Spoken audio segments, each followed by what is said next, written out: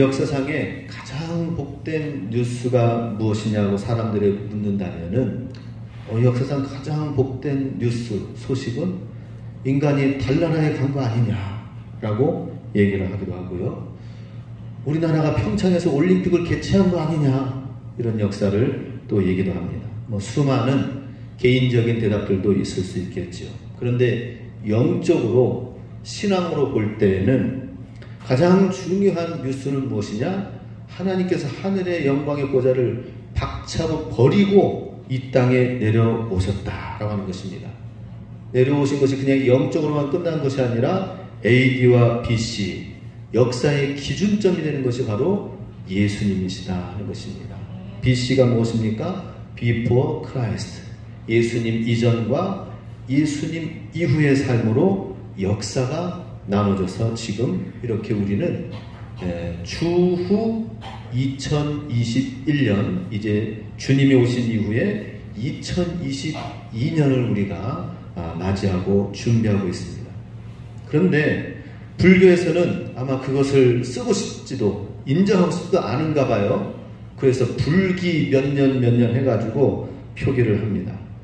하나님의 구원은 그러나 변개치 아니하고 예수 그리스도는 역사의 주관자이심을 누구도 부인할 수가 없으며, 마지막에는 우리가 성탄, 우리 오늘 워시자 했던 것처럼 주님 다시 오세요 찬양했던 것처럼 마지막에는 예수님께서 역사의 종결자로, 심판자로, 구원자로 오신다라고 하는 것입니다. 이것이 가장 큰 기쁜 소식임을 믿으시기 바랍니다. 누가복음 2장 10절 말씀을 같이 읽습니다. 천사가 이르되 무서워하지 말라, 보라 내가 온 백성에게 미칠 큰 기쁨의 좋은 소식을 너희에게 전하노라. 성경에서도 지금 가장 큰 기쁨의 좋은 소식을 천사가 전한다고 말씀을 하고 있습니다. 가장 좋은 소식이 있다면은 또 가장 나쁜 소식이 있을 수 있겠죠. 많은 사람들이 가장 나쁜 소식을 듣기보다는 좋은 소식을 듣고자 합니다. 그런데 우리가 일상생활 가운데서 뉴스를 보면은 좋은 소식 듣는 것보다는 대부분 안 좋은 소식, 나쁜 소식, 잘못된 소식들만 많이 들으면서 하루를 시작하고 하루를 마무리하는 것을 보게 됩니다. 우리 삶 가운데 참 좋은 소식이 들려오면 얼마나 좋을까요? 어떤 한 학생이 시험을 봤는데 성적이 99.15가 나왔대요. 100점 가운데에서. 그러니 엄청나게 잘 친 거죠. 또 이번 수능 시험에도 그렇게 이번에는 굉장히 어렵게 문제가 나왔다고 합니다. 그런데도 불구하고 수능 만점자가 나왔다고 하는 거예요. 그렇게 이제 만점자의 여학생이 인터뷰하는 것을 보니까 무덤덤해요. 평소대로 그냥 공부했습니다. 너무 평범하게. 그런데도 만점을 맞으니 너무나도 그 부모에게, 주변 사람들한테는 큰 기쁜 좋은 소식이 되겠죠. 우리 자녀들에게도, 우리 자녀 손주들에게도 그런 좋은 소식이 들려올 수 있길 원합니다. 자녀들, 우리 손주들 가운데에서도 정말 좋은 소식, 사업이 참 잘 되었어요, 자녀가 잘 되어서 좋은 데 취직이 되었어요, 이런 얘기를 들려올 수 있기를 원합니다. 자, 그런데 오늘 천사가 얘기한, 선포한 성탄 소식 전해온 내용은 좋은 소식 중에서도 가장 큰 기쁨의 좋은 소식이다 라고 말씀합니다. 그런데 많은 사람들이 가장 큰 기쁨의 좋은 소식의 내용에는 귀 기울이지 아니하고 그냥 똑같이 여러 국경의 가운데 하나로 연말 분위기 속에서 지내고 있습니다. 사람들 가운데, 세상 사람들 가운데는 인간의 본질적인 것에 무관심한 것을 보게 됩니다. 작년에 2020년도에 직장인들에게 있어서 사자성어가 있는데 구복지루라고 합니다. 먹고 사는 데에 대해서 걱정한다라고 하는 것입니다. 직장인들이 올 한 해 작년에 코로나로 인하여 먹고 살기도 참 힘든 세상이 되는 거 아니냐. 그런데 1년이 지나고 올해 또 2년째 지나고 난 이후에 보니까 정말 힘든 소상공인들도 굉장히 간절하게 외치면서 몸부림을 치고 있는 것을 보게 됩니다. 또 오늘날에는 취직도 그렇게 힘들어서 더욱 코로나로 인하여 점점 더 위축되어진 그런 가운데 사람과 사람이 대인이 만나면은 대인관계 속에서 코로나가 전파되기 때문에 사람을 이제 쓰지 않는 시스템으로 돌아가고 있습니다. 그래서 우리 식당 가운데서도 로봇가 와가지고는 메뉴판 그리고 또 심부름 세팅을 해가지고 와서 그 데스크 앞에 딱 있습니다. 사람이 서 있을 자리가 이제는 로봇, AI, 컴퓨터에 의해서 점점 설 자리를 잃게 되는 것이죠. 어제 뉴스에 보니까 70대, 80대 노인 어르신들이 일자리를 구하지는 못하고 도시에서 생활을 하고 용돈이라도 벌려고 하는지 일상생활을 하려고 하는지 돈을 벌기 위해서 다른 취직이 안 되어지니까 폐휴지를 줍는데 430km를 날라서 갖다 줘야 그래야 하루 3만 원을 번다고 합니다. 3만 원 벌기 위해서 430km에 해당되는 종이를 나르려고 할 정도로 굉장히 힘든 시기 가운데 있습니다. 이렇게 먹고 살기도 힘든데 인간의 본질적인 말씀을 구원의 얘기를 하는 것은 사람들한테 죄와 사망에 관해서 얘기하는 것은 사치스러운 거 아니냐. 당장 눈앞에 먹고 살기 힘든데 죄와 죽음의 문제, 구원의 문제는 두 번째, 세 번째가 되는 것이죠. 그러나 정말 우리가 알아야 될 것입니다. 성육신하신 예수님의 성탄 소식은 가장 우리 삶 속에 위대한 이야기다 라고 하는 것입니다. 내 삶에 내가 반드시 들어야 될 가장 귀한 기쁨의 소식이 된다 하는 것입니다. 어떤 내용이 성탄 가운데에 위대한 내용이 있기 때문에 그러한가 하는 것입니다. 먼저는 하나님께서 우리를 구원하시기 위해서 내려오셔서 사람이 되셨다라고 하는 것이 성탄의 내용입니다. 구원하시기 위해서 낮아지시고 인간이 되어주셨다라고 하는 것이죠. 그리고 두 번째로는 사랑의 하나님이 죄인된 인간을 사랑하셔서 그래서 구원하시기 위해서 바로 사람이 되셨다는 것이죠. 우리를 너무나도 사랑한다는 사랑의 이야기가 성탄 메시지에 있습니다. 요즘에는 참 애완견들도 애완시대죠. 많은 동물들을 집에서 키우는 애완묘를 정말 사랑합니다. 어떤 목사님은 페이스북에 올리셨더라고요. 저는 지금 설교 준비하고 있습니다 하면서 고양이를 옆에다가 딱 안에다가 끼워가지고 새끼 고양이를 놓고 그 다음에 말씀을 딱 준비하는 모습으로 해서 있는 거예요. 그것도 참 보기 좋습니다. 그런데 애완견을 아무리 사랑한다 하더라도 그 개를 사랑하여서 개가 되고자 하는 인간은 없을 것입니다. 그죠? 예. 하나님께서는 우리를 너무나도 사랑하시기 때문에 우리를 구원하시기 위해서 낮고 낮은 인간, 사람이 되길 원하셨다는 것이죠. 이것이 성탄 이야기의 하나님의 사랑 이야기다 하는 것입니다. 여기서 끝나는 것이 아니라 그 성탄 이야기의 주인공은 예수님인 듯 하지만 사실은 성탄 이야기의 주인공은 바로 내가 된다 하는 것입니다. 우리 삶을 구원하셔서 우리 삶의 가장 위대한 주인공이 되도록 하기 위해서 하나님께서는 임마누엘, 우리와 함께 하셔서 도와주시고 지혜 주시고 함께 해주시고 다시 일어서도록 하시고 다시 위대한 꿈을 꾸게 하기 위해서 임마누엘, 우리와 함께 하시기 위해서 오셨다라고 하는 것입니다. 성탄 이야기의 주인공은 예수님이요 바로 저와 여러분이신 것을 믿으시기 바랍니다. 우리 옆 사람과 함께 인사하겠습니다. 당신은 성탄의 주인공입니다. 시작. 당신은 성탄의 주인공이십니다. 할렐루야. 왜냐? 임마누엘 예수님이 우리와 함께 하시기 때문이에요. 그죠? 네, 너무나도 행복한 이야기입니다. 자, 그렇다면은 우리 오늘 제목 말씀처럼 예수님께서 이 세상에 오신 목적이 무엇인지를 좀 더 구체적으로 알도록 하겠습니다. 첫 번째, 우리의 대속물이 되시기 위해서, 우리를 대속하여 구원하시기 위해서 오셨다고 하는 것입니다. 오늘 본문 9절 말씀 같이 있습니다. 시작. 오직 우리가 첫째 천사들보다 잠깐 동안 못하게 하심을 입은 자 곧 죽음의 고난받으심을 인하여 영광과 존귀로 한쓰신 예수를 보니 이를 행하심은 하나님의 은혜로 말미암아 모든 사람을 위하여 죽음을 맛보려 하심이라.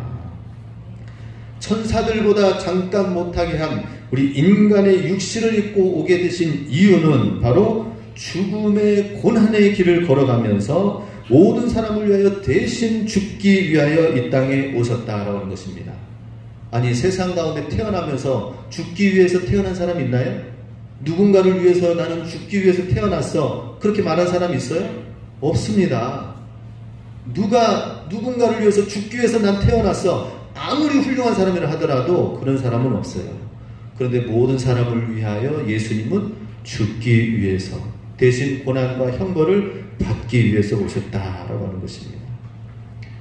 우리에게 죄로 말미암은 영원한 형벌이 있다는 사실을 알기 때문에 많은 사람들이 영원한 형벌이 죽음 이후에 있는지도 생각하고 싶지도 않는 거예요. 인정하고 싶지도 않고 그냥 나는 눈에 보이는 세상만 살겠다라고 하는 거죠. 그런데 하나님께서는 모든 것을 다 아십니다. 우리의 속에 있는 폐부까지도 아시니까 하나님께서는 죽음 이후에 영원한 세상 가운데 영원한 형벌이 있다는 사실을 알고 대신 죽으시고 고난받으심으로 인하여서 대속물이 되기 위해서 오셨다라고 하는 것입니다. 그렇다면 이 사실을 안다면 우리가 이 성탄절날 정말 예수님을 찬양하고 예수님을 높이고 나아가야 되겠죠. 주님께서는 우리의 죄의 형량에서 놓아주기를 원하십니다. 자유케 되어지고 구원시켜 주시길 원하십니다. 어젠가요, 박근혜 대통령이 드디어 사면을 한다는 얘기가 들려옵니다. 사면을 한다는 얘기는, 그렇다면은 문재인 대통령이 대통령 권한으로 사면을 한 것인데, 문재인 대통령이 박근혜 대통령을 사랑하기 때문에, 용서하기 때문에 사면을 할까요? 그건 아닌 것 같아요. 홍 무슨 대표가 얘기를 하는 거예요. 이건 기가 막힌 여당 쪽에서의 기가 막힌 절묘한 묘수다.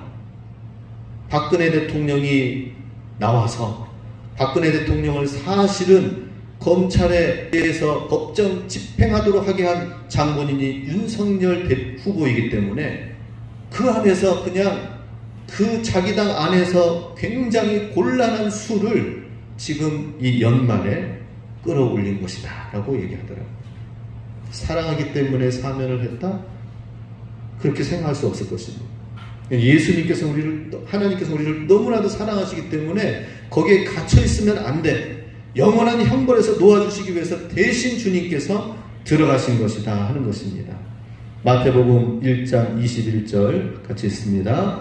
아들을 낳으리니 이름을 예수라 하라. 이는 그가 자기 백성을 그들의 죄에서 구원할 자이심이라. 우리가 예수님 하면서 예수님의 이름을 부르는데 예수님의 이름의 뜻이 뭐라고요? 이는 그가 자기 백성을 그들의 죄에서 구원할 자, 구원자라는 이름입니다. 이름의 의미가 있습니다. 예수님 하면서 부르는 것은 주님은 나의 구원자 되십니다. 주님은 나의 주인이 되십니다. 라고 하는 그런 고백이 있다 하는 것입니다. 예수님만이 우리의 유일하신 구원자가 되신다 하는 것입니다.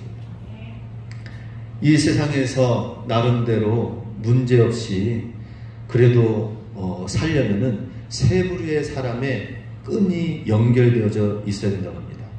첫 번째는 돈 많은 사람과 연결이 되어 있어야 돼요.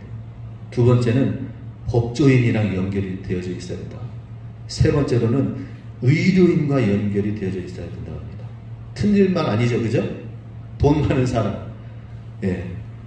우리 삼성그룹 이재용 회장과 나는 친하게 지낸다. 그런 분 좀 계시면 소개 좀 해주십시오. 뭔가 좀 재력이 있는 사람이라면은 뭐 그렇게 하잖아요. 그죠? 예. 팍팍 도와줄 수 있잖아요. 나를 잘 알고 친한 친분 사이라면은 내가 필요한 때에, 내가 또 계획하면서 뭘 하려고 할 때에, 내가 어려운 때에 밀어줄 수가 있잖아요. 그런 관계가 있다면 얼마나 좋습니까?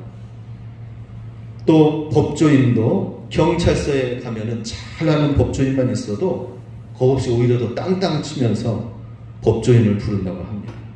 검사를 부른다고 합니다. 몸이 아플 때에는 의사, 간호사, 큰 병원의 의사, 간호사를 조금이라도 알면은 바로 입원해서 바로 좋은 진료를 바로 받을 수 있도록 하는데, 그러지 못할 경우에는 입원도 준비하고 대기해야 돼. 몇 날 며칠이 될지 알 수가 없어요. 그러다가 병이 어떻게 될지도 모르고, 오늘날에는 코로나가 걸리면 코로나 걸린 임산부 같은 경우는 이제는 병원에 가지도 못하는 상황 가운데 있습니다. 참으로 안타깝죠. 코로나가 걸린 환자는 갑자기 몸에 이상이 있다. 그래, 지난주에도 뉴스에 그런 환자가 있어서 큰 사고를 당한 경우가 있습니다. 우리 병원에서는 당신 받아줄 수 없습니다. 저쪽으로 가십시오. 저쪽으로 가십시오. 그래서 4시간을 뇌졸중 환자가 돌고 돌다가 결국에는 위중한 위태로운 상황에 놓여지게 되었다고 합니다. 우리가 의료인만 잘 알아도 참 좋은 끈, 인맥이 있게 되는 것입니다. 그런데 이 모든 인맥, 법조인, 검찰이라든지 의사라든지 돈 많은 재벌 그룹이라든지 다 연결되어서 잘 산다 하더라도 그게 우리를 행복의 길로, 구원의 길로 갈 수 있을까요? 그 모든 다 종합 세트를 가지고 있는 사람이 누구예요? 대통령 아닙니까? 그죠? 대통령도 감옥에 들어가요. 우리는 믿을 게 아무것도 없다는 사실을 우리는 직시해야 됩니다. 그 모든 걸 다 가지고 있는 대통령도 결국에는 끄집어 내려앉혀서 감옥에 다 들어가잖아요. 우리가 그런 것을 믿고 신뢰하면 안 됩니다. 유일하신 구원자는 누구예요? 바로 예수 그리스도. 우리를 구원하시기 위해서 우리를 대속물로 주신, 우리에게 허락하신 예수님께서는 우리의 죄를 구원하시기 위해서, 죄에서 구원하시기 위해서 오셨다라고 하는 것입니다. 성탄절 하면은 떠오르는 글의 인물이 있습니다. 구두쇠 스크류지가 있습니다. 과거, 현재, 미래를 꿈으로 본 이 스크루지는 장차 자기 미래의 장례식장을 또 꿈에서 보게 됩니다. 비난의 소리가 많은 가운데 장례식장에 그 주인공이 바로 자기 자신의 장례식장이라는 미래의 꿈을 꾸고 충격 가운데서 깨어납니다. 나의 미래가 이러면 안 되지. 지금부터라도 다시 새롭게 살자. 그래서 구두쇠 스크루지가 자기의 죄를 발견하고 새롭게 되어지는 이야기의 모습이 우리에게 들려지고 있죠. 우리도 마찬가지입니다. 이 성탄절날 예수님을 제대로 만나고 예수님을 진실하게 만나고, 그래서 우리 안에 있는 죄된 모습을 발견하고 내면의 진실한 변화를 가지면서 나아갈 때 성탄의 진정한 기쁨이 있을 줄로 믿습니다. 정말이에요. 그냥 성탄절이 오늘 노는 날이다, 오늘은 행복한 연말의 성탄절이 하면서 그냥 즐거운게 보낸다고 해서 되는 것이 아니라 진정한 나의 죄를 발견하고 스크루지가 자기의 미래가 어떤지를 알고 변화되어져서 준비되어지는 삶처럼 예수님께서 나의 모든 죄를 대속물로 내어줘서 모든 것을 깨끗하게 하셨기 때문에 이제는 나는 새롭게 출발할 수 있다는 이 믿음을 갖고 나아가는 게 얼마나 행복입니까? 이게 행복인 줄 믿으시기 바랍니다. 모든 걸 깨끗하게 하셔서 새롭게 출발되어지게 하시고 변화시켜 주시고 새로운 미래, 변화되어진 내일, 완전히 바뀌어진 나의 새로운 일상을 맞이할 수 있는 소망의 기반이 되어지는 것이 오늘 성탄절이 되시길 주님의 이름으로 축복합니다. 그러기 위해서 예수님이 오신 두 번째 목적은 바로 우리를 거룩하게 하시기 위해서다 하는 것입니다. 오늘 본문 11절과 13절 같이 있습니다.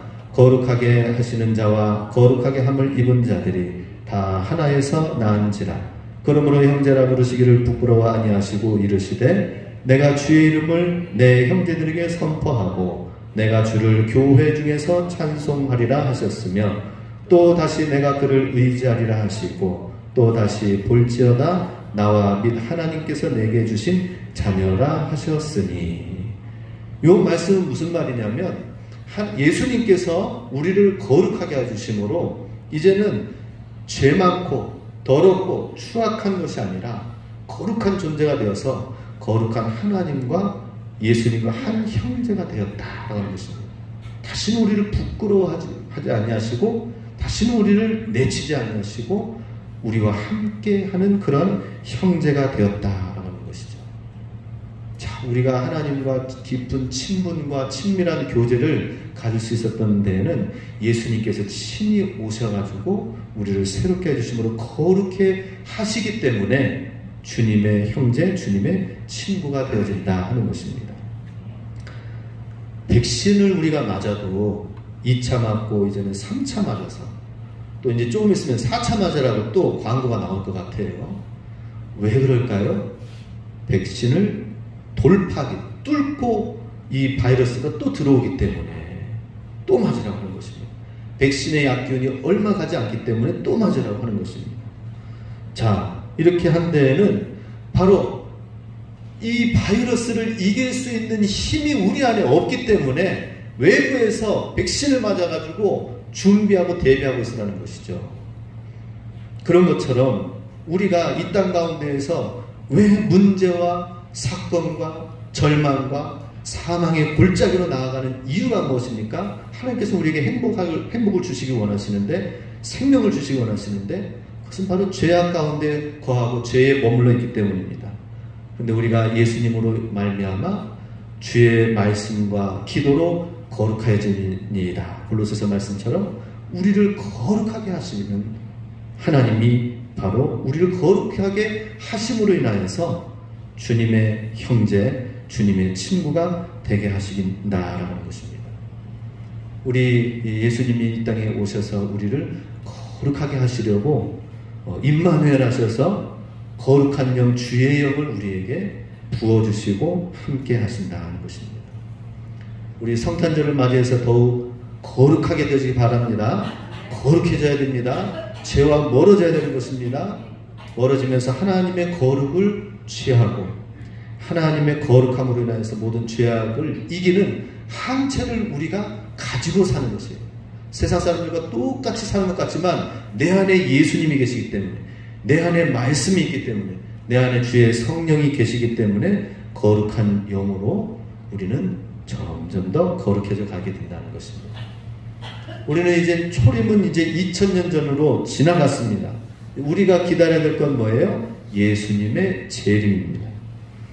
재림을 우리가 준비하면서 우리는 두렵고 심판날을 준비하는 것이 아니라 우리는 주님과 동행하면서 주님의 형제로서 함께 동행하면서 기쁨과 즐거움의 거룩과 하나님의 나라의 귀한 일들을 우리가 만들어가게 되는 시간들로 가득 채워지는 즐거움이 있다는 것입니다.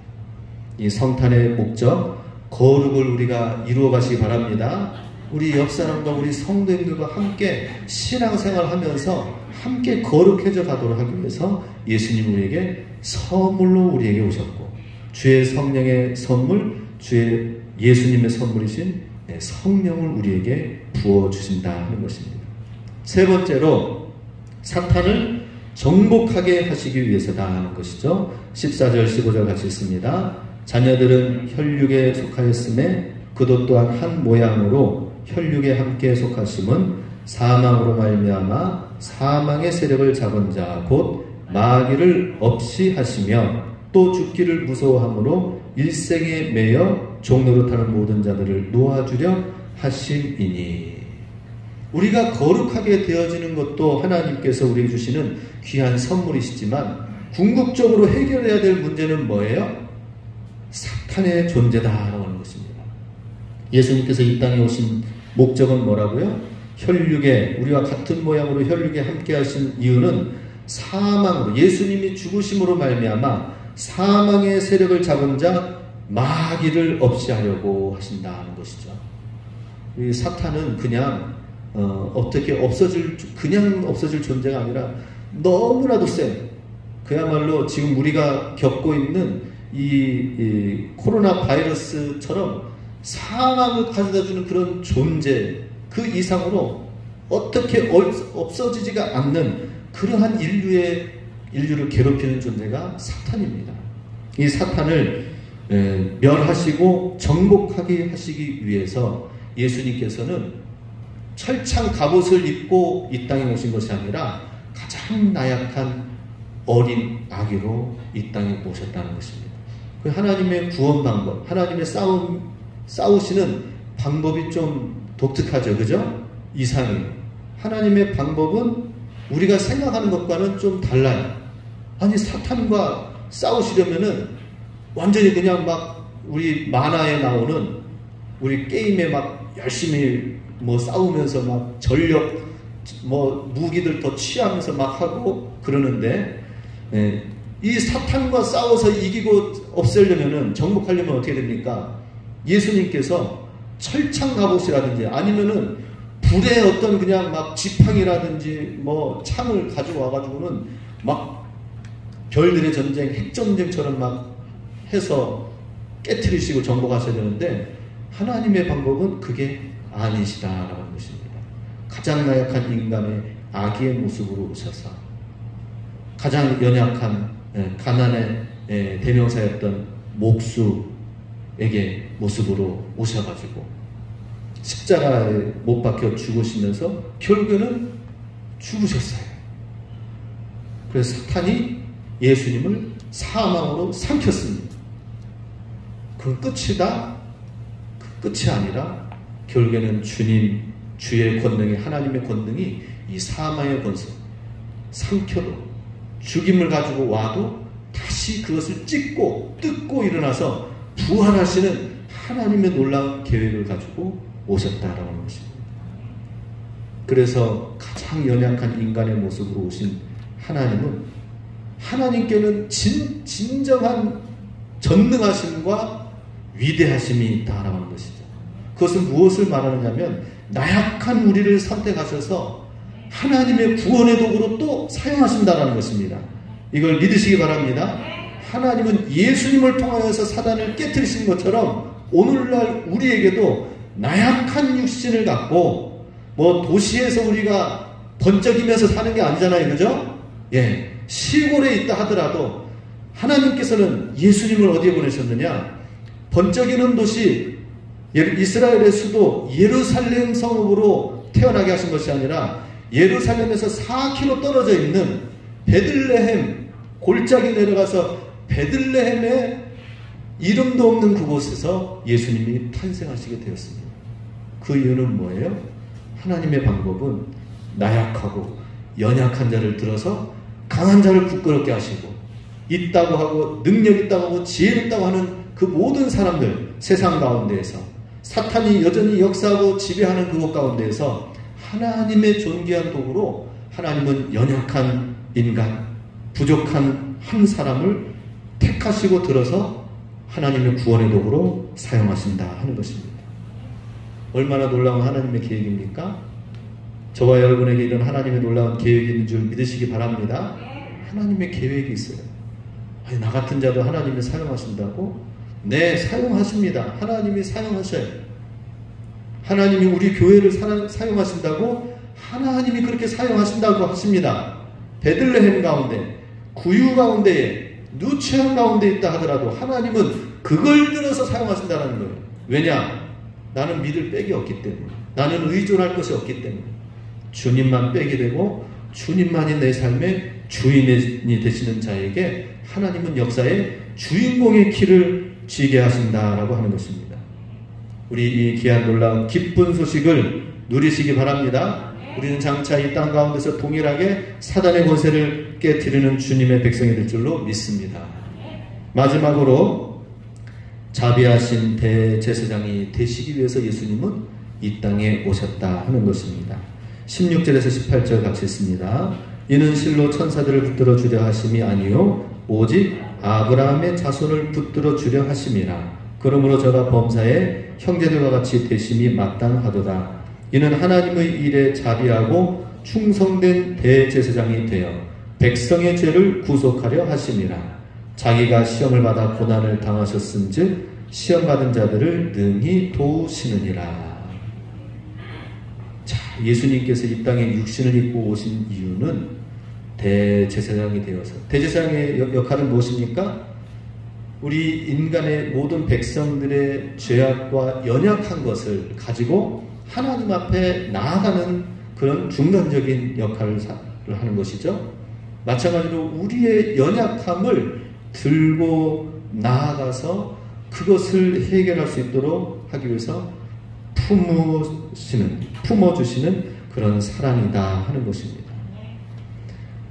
우리 대제사장 히브리서 4장 15절 16절에서는 자막을 한번 자막이 안 나와 있네요. 이런 말씀이 있습니다.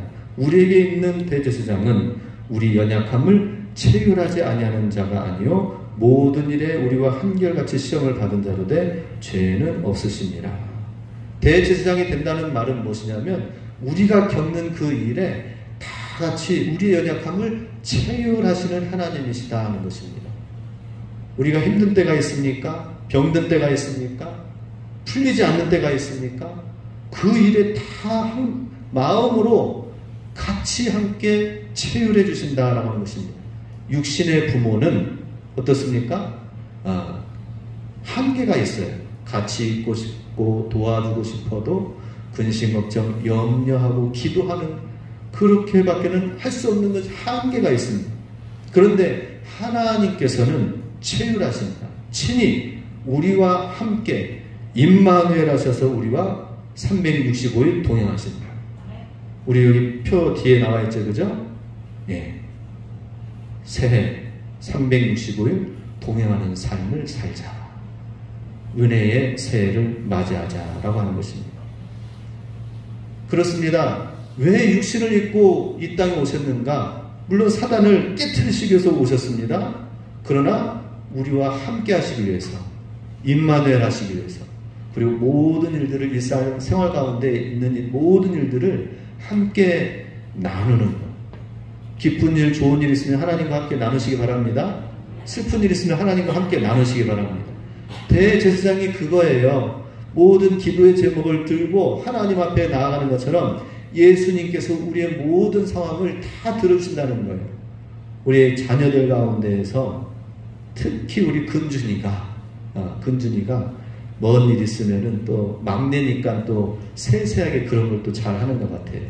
예. 성적 나왔으면 성적 여기서 이 정도 올라왔습니다. 그리고 또 무슨 성격이라든지 이런 거 학교에서 인성검사했으면 또 도표를 보여주면서 쫙 이렇게 해가지고 보시라고 또 얘기를 합니다. 또 무슨 일이 있으면은 또 와서 또 세세하게 얘기를 합니다. 그러면은 조금이라도 더 용돈을 더 주고 싶어요. 그래서 이제 물론 똑같이 줍니다. 그런데 더 주고 싶어요. 더 세세하게 자기의 이야기를 하고 나누고 하면 그래서 제가 또 친구들을 만나면 어떤 친구들이 있냐, 그 친구들은 무엇을 하냐, 또 좀 더 세세하게 알려고 합니다. 하나님께서도 마찬가지예요. 나중에 죽어 천국에 가서 주님 저 왔습니다 딱 그런다면, 그런데 하나님께서 그런데 너 굉장히 오랜만이다 이러면 안 되잖아요. 그죠? 어제도 만나고 오늘도 만나고 24시간 주님과 함께 하다가 주님 저 왔습니다.